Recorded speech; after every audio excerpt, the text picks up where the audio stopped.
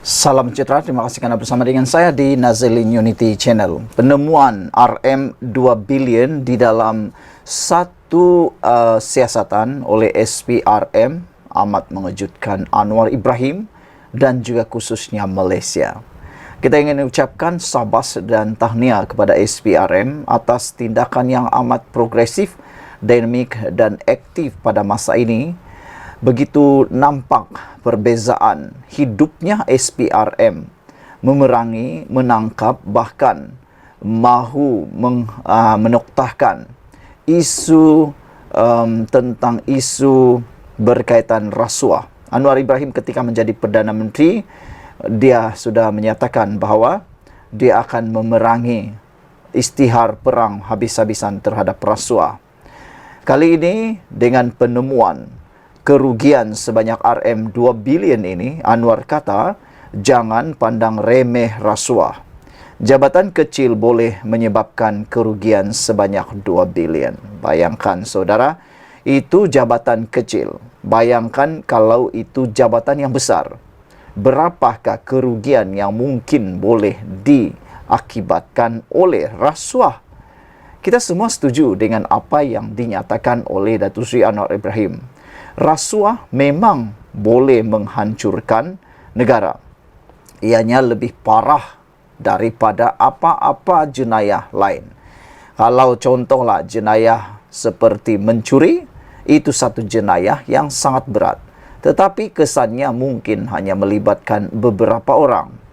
Tetapi jika melibatkan rasuah, ia melibatkan satu rangkaian yang sangat besar, melibatkan masyarakat dan menjadi barah yang paling busuk, dan kita tak mahu itu berlaku di Malaysia. Perdana Menteri Anwar Ibrahim berkata, masalah rasuah tidak boleh dipandang remeh. Dengan membangkitkan kerugian hampir 2 bilion ringgit ekoran pegawai kastam yang terlibat dalam penyeludupan. Orang yang meremehkan isu rasuah lupa yang dalam jabatan kecil kastam masih boleh menyebabkan kerugian hampir 2 bilion kepada negara. Katanya ketika berucap dalam perhimpunan bulanan Jabatan Perdana Menteri hari ini.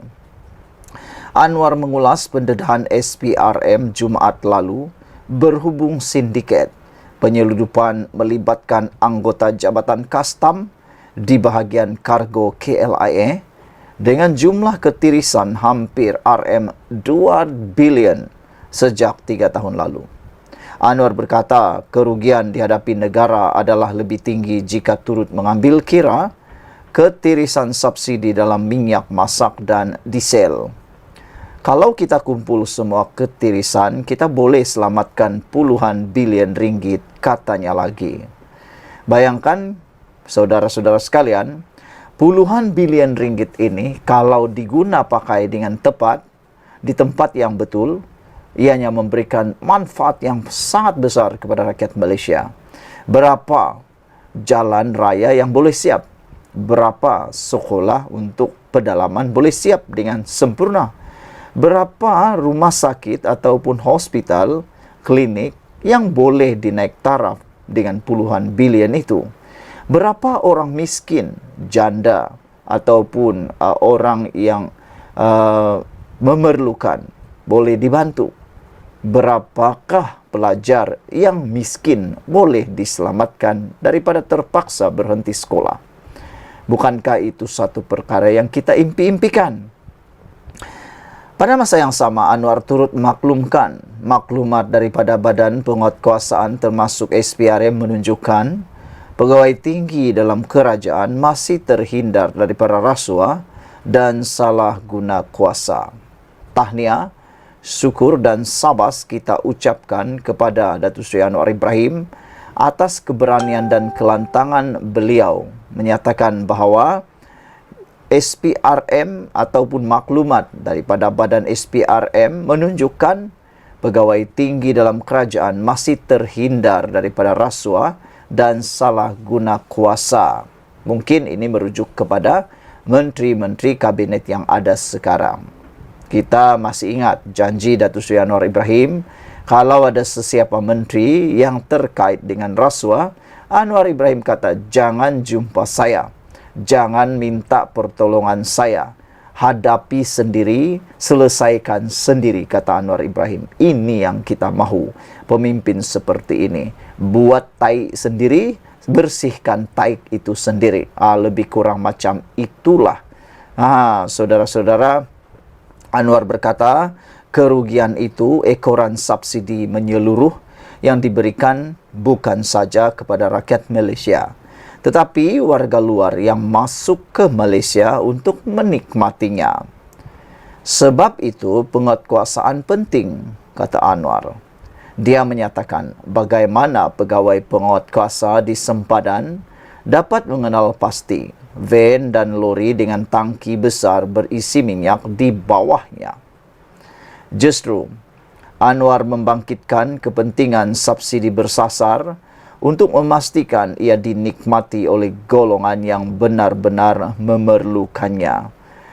Ada rakan-rakan kata mereka bersetuju dengan cadangan pindaan tunai subsidi kepada rakyat.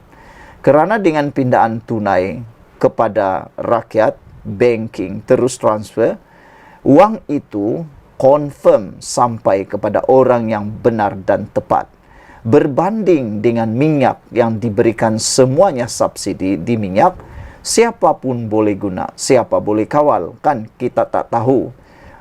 Tukang pam minyak itu dia tak tahu siapa yang kaya, siapa yang miskin. Yang dia tahu semuanya rakyat Malaysia sama rata. Oleh sebab itulah, kalau ada pindaan tunai kepada orang yang benar-benar perlu subsidi, maka itu adalah lebih tepat. Lebih tepat.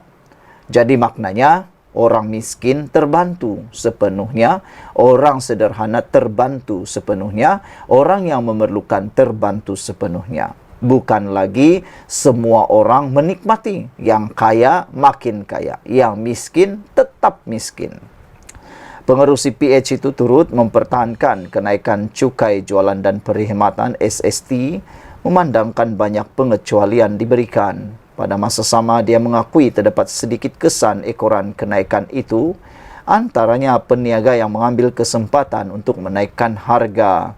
Namun dia berkata, kos sejumlah barangan lebih rendah pada masa ini berbanding sebelum PRU15. Sebelum pertukaran kerajaan, berapa harga ayam? RM13 sekilogram. Sekarang jauh lebih rendah, RM9 sekilogram. Dia turut mempertahankan kenaikan tarif elektrik yang bermula 1 Januari lalu dengan menyatakan seramai 85% pengguna tidak terkesan dengannya.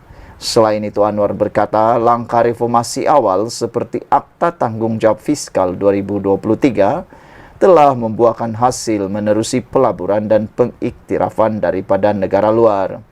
Itu nampak kerajaan ada hasrat, sungguhan melaksanakan program perubahan, katanya lagi. Sekian dulu untuk kali ini. Jangan lupa tinggalkan komen anda, tekan butang subscribe. Kita jumpa lagi. Bye-bye.